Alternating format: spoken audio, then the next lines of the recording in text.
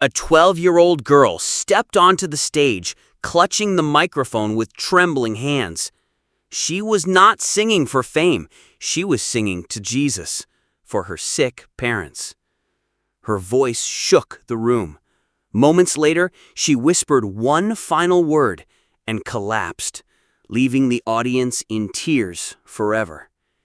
She was only 12, but somehow she carried the pain of an entire family inside her tiny chest. Her name was Kayla. And that night, as she stood in front of hundreds in the church auditorium, her little hands trembling around the microphone, all she asked was, "Can I sing this one to Jesus, just for my mom and dad?" No one knew those would be the last words she ever said. Her mother sat in the third row, her hands still bandaged from the fire. Her father, once a strong construction worker, was now in a wheelchair after the accident that had taken everything: his job, his movement, even his smile. They had lost their home. They had lost their hope. But not Kayla. She would kneel every night on the floor beside their mattress, praying out loud, "Dear Jesus, please help Mama smile again. Please help Daddy walk. I'll do anything. I'll sing to you until you hear me." At school, she never cried, not once. She would pack her parents' lunches, wipe her mother's tears, and whisper to her friends, "God is still good. You'll see. I'm going to sing so loud he'll have to listen." So when her school planned a charity concert for struggling families, Kayla begged to sing. Everyone was shocked.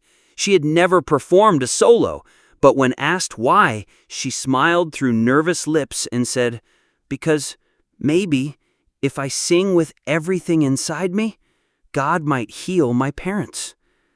The curtain rose. She stood in the center of the stage, in a simple white dress one of the teachers had bought her.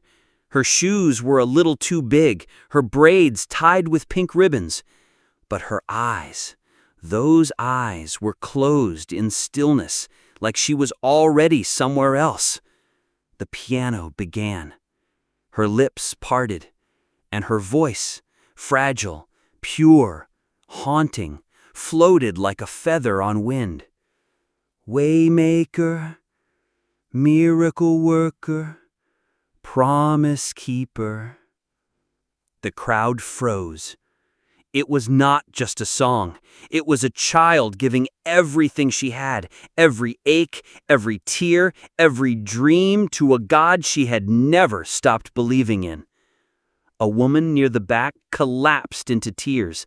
A teacher covered her mouth, whispering, "That voice, it's like heaven cracked open." Kayla never opened her eyes. She just raised one trembling hand toward the ceiling. "Light in the darkness, my God, that is who you are." And just as the final chorus neared, her voice shook.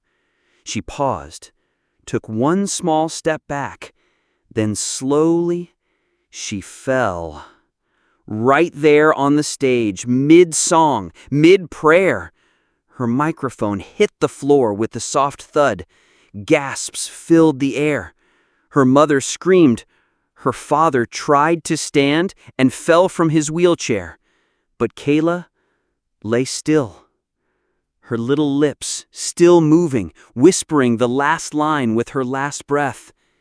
"You never stop working." Then silence.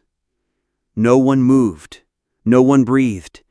Because somewhere in that stillness, everyone in the room felt it. Kayla was gone, but her song was still echoing. The sound of her collapse was so small, yet it shattered the world. The microphone rolled across the wooden stage, the piano went silent, and for a moment, just one breath, nobody moved. Then her mother screamed, "Kayla, baby, open your eyes!" She stumbled down the aisle, pushing past chairs, falling against the stage steps. Her hands clawed at the edge until someone pulled her up. She ran to her daughter and dropped to her knees. Kayla's eyes were barely open. Her lips moved without sound. Mama. Her father's wheelchair slammed into the stage, and two men lifted him up. His trembling hands cupped her face. "It's okay, baby. You're okay. Daddy's here. Stay with me." But Kayla's breathing was shallow, her tiny chest rising and falling like a candle about to go out. The audience was frozen. Some covered their mouths. Others whispered frantic prayers. "Call 911!" someone shouted, but a teacher was already yelling into the phone, her voice shaking. The first paramedic burst in, dropping to the floor beside her. He pressed his fingers to her neck. His eyes flickered, just for a second, and then hardened into focus. "We're losing her. Start compressions." The second paramedic began pumping her chest. Her little body jolted with each push. Her mother's hands gripped her daughter's arm, refusing to let go. "Breathe, Kayla. Breathe for Mama. Please, baby." Her father was whispering over and over, "You're my miracle. Don't leave me." They placed an oxygen mask over her face. Her hair ribbons slipped loose and fell to the stage. And then, her lips moved again. Just one word. Soft. Weak. Almost not there. "Jesus." Her mother's sob became a scream. "No! Not yet! Please!" The paramedics worked faster. Shock pads were placed. "Clear!" Her body arced and fell still again. The entire auditorium was crying now. Even the principal had sunk to his knees in prayer. Finally, after what felt like a lifetime, the lead paramedic stopped. His hand froze in the air. He looked at the other medic and slowly shook his head. Her father's voice broke into a low, aching moan. "No! No! No!" The words came, heavy and final.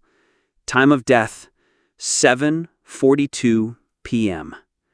Her mother collapsed over her daughter's still body, rocking her like she did when Kayla was a baby. Her sobs were so deep, they sounded like they were tearing her apart. Her father pressed his forehead against hers and whispered, "You made it, baby. You sang all the way to him." And then quietly, someone in the back began to sing her song. "Waymaker, miracle worker, promise keeper." Voices joined, broken, shaking, crying, until the whole room was singing for Kayla, not to bring her back, but to carry her the rest of the way home. The church was silent the morning of her funeral. Even the birds outside seemed quieter, as if creation itself understood a child of heaven had gone home. Kayla's tiny white coffin sat at the front, surrounded by flowers her classmates had picked themselves. They had tied pink ribbons around every bouquet, matching the ribbons she wore in her hair that night. Her mother had not let go of Kayla's dress since the day she died. She kept it folded on her lap, holding it like it was a piece of her child's heartbeat. Her father sat beside her, his hands trembling on the wheels of his chair, staring at nothing. He had not spoken a full sentence in days. The pastor tried to speak, but his voice broke almost immediately. Kayla didn't just sing, she worshipped. She believed in miracles for her parents. And in her final moments, she gave everything she had for love. A slideshow began. Pictures of her laughing in the backyard, helping her mom bake cookies, sitting at her father's hospital bed, reading Bible verses aloud. Every photo stabbed at her parents' hearts, but also warmed them. Because in each one, she had that same gentle smile, the smile of someone who believed nothing was impossible. Then the video from that night played, the one someone had been recording. Her parents had not seen it since. The sound of her voice filled the sanctuary, pure, soft, unshaken. Waymaker, miracle worker. Gasps and sobs filled the pews. Her father covered his face. Her mother pressed her forehead to the coffin. And when the video reached the moment she whispered, "Jesus," every person in the room began to cry openly. It was not just grief anymore. It was awe. Because they all knew this was not a song that ended on earth. Word of her final performance began to spread, first through the school, then through the church, then across the internet. Within days, millions had seen the video. Strangers from all over the world were sending messages. "I had given up on faith, but this little girl's voice brought me back. I was planning to end my life, but hearing her sing made me pray for the first time in years." Her parents began receiving letters from hospitals, prisons, even soldiers overseas, each telling them how Kayla's song had saved someone.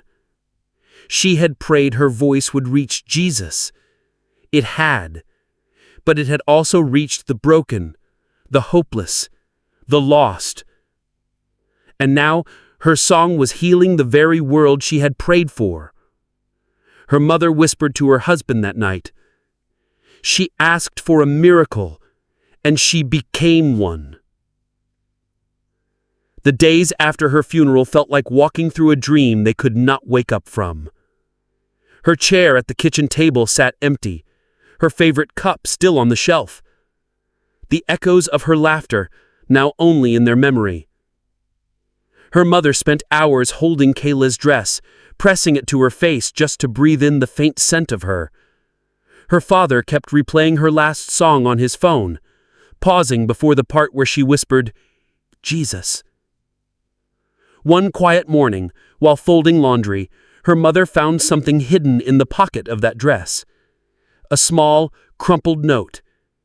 In her childlike handwriting it read, "Dear Jesus, if you are busy helping others, please let my song be the prayer for Mama and Daddy. I will sing loud enough so you can hear me from heaven too." The paper shook in her mother's trembling hands. She fell to her knees, clutching it against her chest, sobbing until she could hardly breathe. That evening, she showed it to her husband. He read it again and again, tears blurring the words. Then, slowly, he wheeled himself to the piano. He had not touched it since the accident. His fingers hesitated above the keys, then began to play. The melody was broken, halting, but it was her song. Waymaker, miracle worker. His wife joined in, her voice shaking at first, then growing stronger.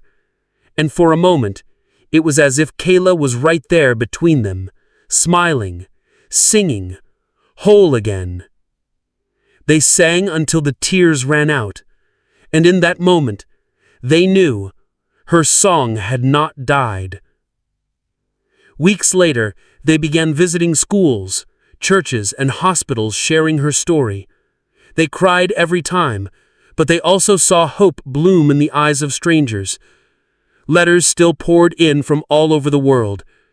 Her song saved me. I found my faith again. I decided to keep living because of her. And her parents would always end their story with the same words. Kayla asked for a miracle, and the miracle is that her voice never stopped singing. Because somewhere, in some quiet place, a child is singing her song. A broken heart is mending. A soul is finding faith again.